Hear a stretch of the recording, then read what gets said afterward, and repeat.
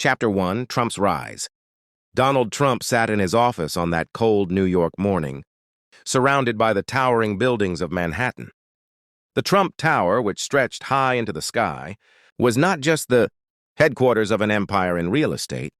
It was the heart of something far darker. Here, amidst the glitz and glamour of the business world, a different kind of power was at play, one grounded in fear, control, and ruthless ambition. Trump wasn't just a businessman. He was a leader in the underworld, where loyalty and power reigned supreme. Growing up in the prestigious neighborhoods of Manhattan, Trump was introduced to both the world of wealth and the shadowy figures who operated just out of sight. His father, Fred Trump, had made his fortune in real estate, but it was the connections and alliances they cultivated that would prove far more valuable. From an early age, Trump learned that success wasn't only about making money in legitimate ways. It was about who you knew and what you were willing to do to climb higher. He soon realized that the real path to power wasn't in the boardrooms alone, but in the streets, behind closed doors, and in the deals made in dark corners of the city. Trump's rise in business wasn't purely due to savvy real estate deals. Behind every great building, every expansion, every development project was a different story, one that involved alliances with powerful figures in the criminal world. The Gambino family, one of the most powerful mafia families in New York, became key partners in his growing empire. While the public saw him as a real estate magnate behind closed doors, Trump had become a trusted ally to some of the most feared men in the city. That morning, alone in his office, Trump's mind wasn't focused on the noise outside. He wasn't thinking about sales reports, market trends, or negotiations. His focus was singular: power. For years, he had been operating in two worlds. One, where he built skyscrapers, and another, where he built alliances in the dark corners of society. Now he was ready for the next step, the ultimate move in a game he knew all too well, under the Mafia's roof. While Trump was known for his towering real estate empire, his true wealth came from his deep ties to the underworld. He had worked closely with the Gambino family, using their influence to ensure the success of his projects. His connections weren't just limited to construction. Trump was becoming deeply involved in the darker side of business. It wasn't enough to build high-rise towers. He wanted to control what happened in the shadows, behind the facades of luxury and wealth. Trump's early years had been marked by his ability to play both sides of the coin. He used his business acumen to further his influence with the Mafia, using their muscle and resources to expand his reach. But he wasn't just another businessman with a few connections to shady characters. He was using the Mafia's tactics, mixing them with his own brand of corporate ruthlessness. He understood that the true path to power wasn't simply about making money. It was about controlling people, manipulating systems, and using fear as a tool to maintain dominance. One day, Vito Rizzo, a prominent figure in the Gambino family, called him in for a meeting. Rizzo had been watching Trump's rise and now saw an opportunity to bring him deeper into the fold. Trump knew that Rizzo wasn't offering him a simple business partnership. This was an invitation to join something far greater than real estate. It was an offer that would transform Trump's path forever. "Trump," Rizzo said, "I want you to do more than just build towers. I want you to help us control the city. I'm talking about the illegal businesses, gambling, drugs, extortion, you name it. If you want real power, you have to take it from both sides." Trump leaned back in his chair, his expression cold and calculating. "I'm here for the power and the money, Rizzo, whatever it takes." "Good," Rizzo replied. "Let's make this happen." The Mafia empire grows. Trump wasn't just playing at the edges of the Mafia world, he was diving deep into it.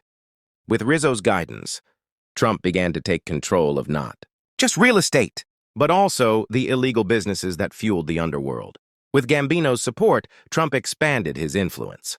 He wasn't just in construction anymore, he was in everything. From shakedowns to loan sharking, from rackets to illicit gambling. Trump's operations grew rapidly. But Trump wasn't only dealing with the Mafia in the traditional sense. He was bringing in new, modern strategies that incorporated the corporate world. He understood how to manipulate both the legitimate and illegal markets, using his vast real estate wealth to prop up and expand his criminal ventures. His empire grew, and so did his reputation. Soon, he was seen as a force to be reckoned with, both in the business world and on the streets. As his influence grew, Trump realized that his reach didn't have to stop in New York. He could take his game to the next level. He had to go higher, into the realm of politics. That's when he made his next move, aligning himself with Jimmy the Boss DeLuca, one of the most powerful political mafiosos in the city.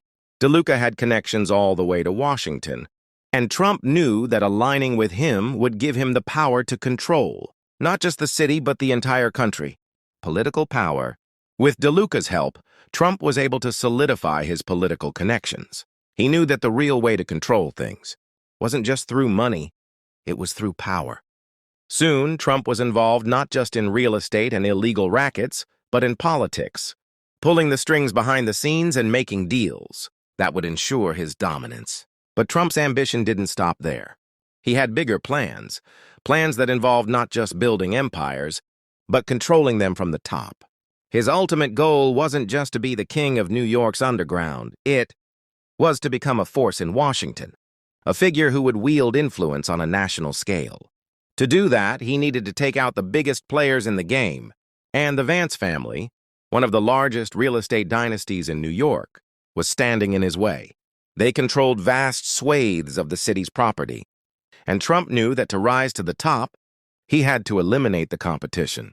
Vance, however, wasn't going to make it easy.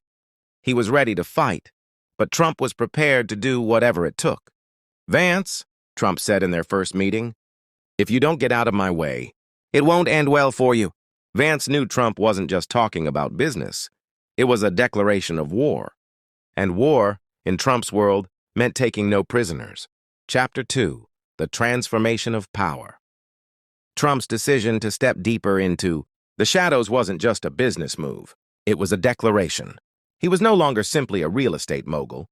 He was becoming a kingpin, an underworld architect carving out an empire built on fear, influence, and absolute control. The offer from Vito Rizzo hadn't just opened a door.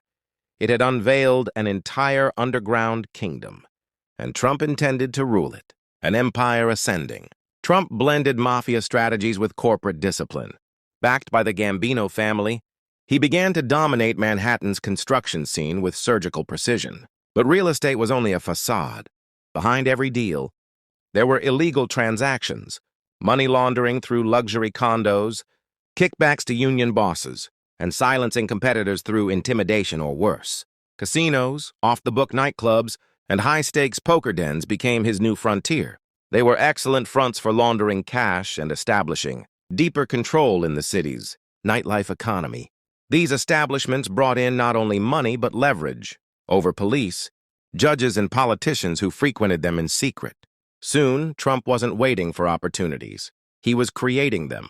One foggy evening in Midtown, a black car pulled up to the back entrance of Trump Tower. Inside waited Vito Mancini, a senior figure in the old-school Mafia families, known as Big Vito. He'd been watching Trump with curiosity, and now interest. "Donald," Mancini said, lighting a thick cigar, "I've seen a lot of men try to mix with us. Most don't last, but you've got something. Brains, cold blood, style." Trump smirked, fixing his cufflinks. "I don't play to survive, Vito. I play to dominate." Mancini nodded approvingly. "Good, because I want you in on more than real estate. I want you in the real business. Gambling, narcotics, arms, high risk, high reward. You in?" Trump leaned back, silent for a moment. Then he spoke slowly, each word laced with certainty. "If there's power to be taken, I'll take it. Secret alliances." Trump didn't just take power, he rewrote the rules. He negotiated deals with cartel intermediaries, created shell corporations in offshore tax havens, and established global routes for smuggling.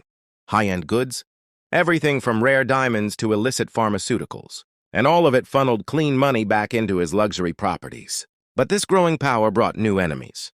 In Brooklyn, the Genovese family, old rivals of the Gambinos, saw Trump as a threat. Unlike other players, Trump wasn't loyal to tradition. He was a modern gangster with Wall Street polish and Silicon Valley strategy. They tried to shut him down. Lawsuits, bribes, even a failed assassination attempt. Trump responded with silence. Then, weeks later, the Genovese's warehouse mysteriously burned down. No arrests, no evidence, just whispers of Trump's new enforcer, a mysterious ex-CIA fixer known only as Silas. The DeLuca connection. To secure national influence, Trump needed political firepower. That came in the form of Jimmy the Boss DeLuca, a smooth-talking, silver-haired Don with deep roots in both Capitol Hill and the criminal underworld. DeLuca's specialty wasn't violence, it was manipulation. Senators, mayors, judges, he owned them all. Trump met DeLuca at a yacht club off Long Island. "You've got the muscle," DeLuca said, sipping bourbon. "Now you need legitimacy. We're going to make you more than a mogul. We're going to make you a movement." Under DeLuca's guidance, Trump started funding political campaigns. Left, right, didn't matter. He offered favors, erased debts, even arranged scandal cover-ups. In return, he got building permits, tax loopholes, and immunity from investigation. The final step? Media control. Trump quietly acquired a controlling stake in a national news network through shell companies. He used it to shape narratives, discredit rivals, and glorify his achievements. Slowly, the world began to see him not as a man with secrets, but a visionary with courage. Preparation for the throne. One last rival stood in his way, Nicholas Vance, patriarch of the Vance real estate dynasty. The Vances owned some of the city's most valuable land, and unlike others, Nicholas wouldn't bow. In a private meeting, Trump made his stance clear.